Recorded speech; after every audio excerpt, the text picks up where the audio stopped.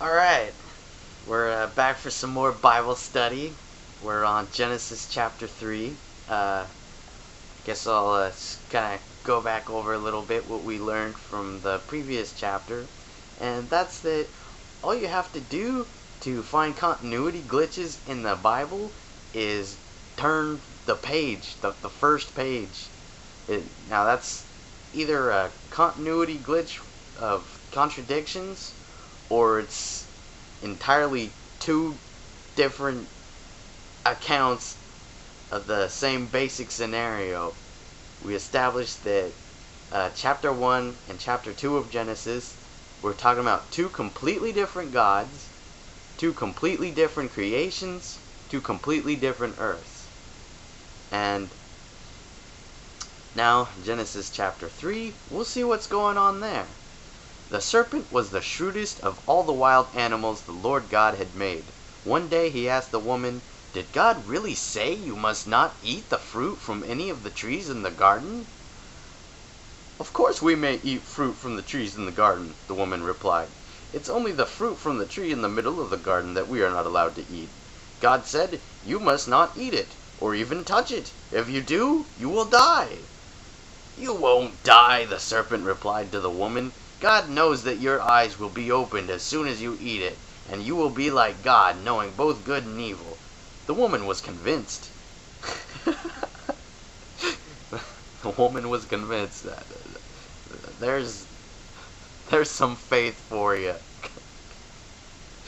She saw that the tree was beautiful and its fruit looked delicious, and she wanted the wisdom it would give her. So she took some of the fruit and ate it. Then she gave some to her husband, who was with her, and he ate it too. At that moment their eyes were opened, and they suddenly felt shame at their nakedness. So they sewed fig leaves together to cover themselves.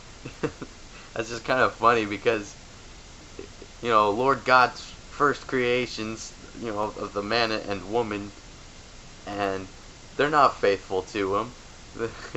They do what some talking serpent tells them to do. Eat the fruit, even though the guy that created you said not to. Oh man. When the cool evening breezes were blowing, the man and his wife heard the Lord God walking about in the garden.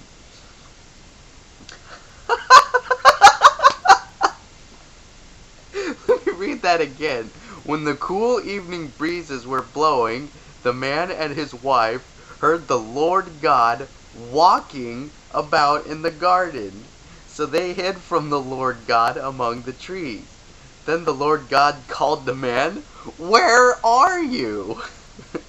He replied, "I heard you walking in the garden, so I hid. I was afraid because I was naked." "Who told you that you were naked?" the Lord God asked. "Have you eaten from the tree whose fruit I commanded you not to eat?" The man replied, It was the woman you gave me who gave me the fruit, and I ate it." Then the Lord God asked the woman, "What have you done?" "The serpent deceived me," she replied. "That's why I ate it."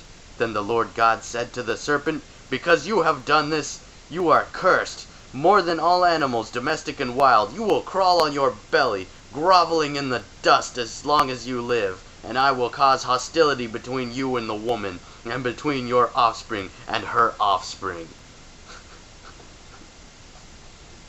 Alright, so okay, it goes on to say, "He will strike your head, and you will strike his heel." Okay, anyway, what the fuck? Alright. So basically it's kind of explaining why we have snakes, crawling on the ground, which, I believe I heard something about some evolutionary study saying that snake ancestors did actually walk around. But the current snakes today, their bodies are built exactly for slithering around on the ground like they're doing. That's how they've been evolved to do. Slither around on the ground. It wasn't like they had legs and then all of a sudden someone was like, "Oh, you told these people to eat some fruit. I'm gonna take your legs away. If that happened, they just like sit there on the ground, you know, I don't have any fucking legs. And maybe they like try to roll around, and you're like, ugh, squirm and shit. But there's certain things, you know, if you got limbs, you're built to walk around.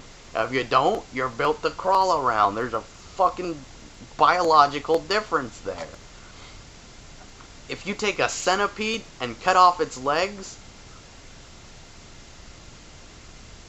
you think it's gonna crawl around like a snake does? No. It's just gonna sit there and like squirm and just like, I can't go anywhere. I'm just squirming.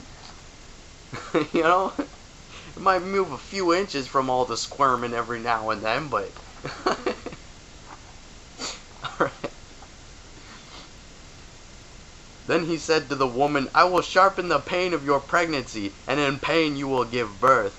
And you will desire to control your husband, but he will rule over you. So, basically, the reason women have pain in childbirth is because this one bitch, thousands of years ago, decided to eat some fruit because a talking serpent told her that she would be like God if she ate it. So all women are screwed because of that one woman thousands of years ago. And to the man he said, since you listened to your wife and ate from the tree whose fruit I commanded you not to eat, the ground is cursed because of you. All your life you will struggle to scratch a living from it. It will grow thorns and thistles for you, though you will eat of its grains. By the sweat of your brow will you have food to eat, until you return to the ground from which you were made. For you were made from dust, and to dust you will return.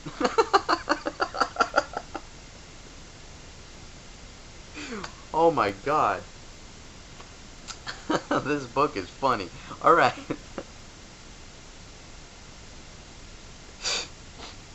So,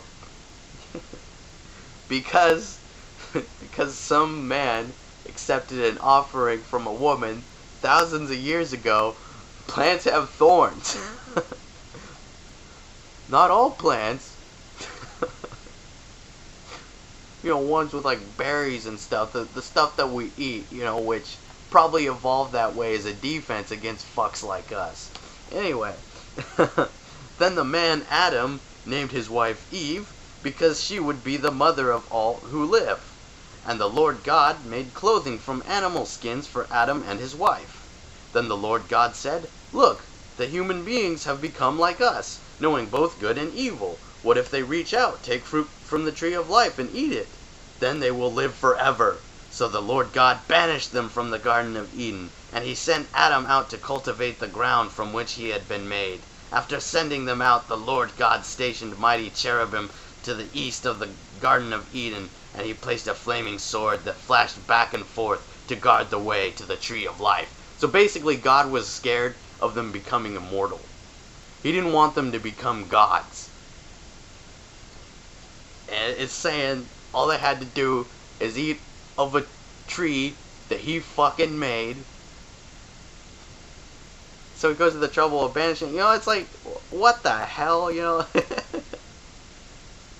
Why does he put these trees here if he's afraid that that things are gonna happen to the people who eat their fruit?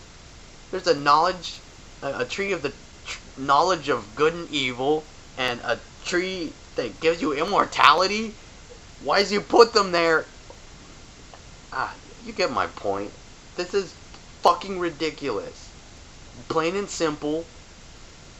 Seriously, come on. If you're like reading this stuff and like believing it, what the fuck? Come on, seriously. Fuck. Alright, that's the end of Genesis chapter 3. We'll be back with Genesis chapter 4. Hey, peace out.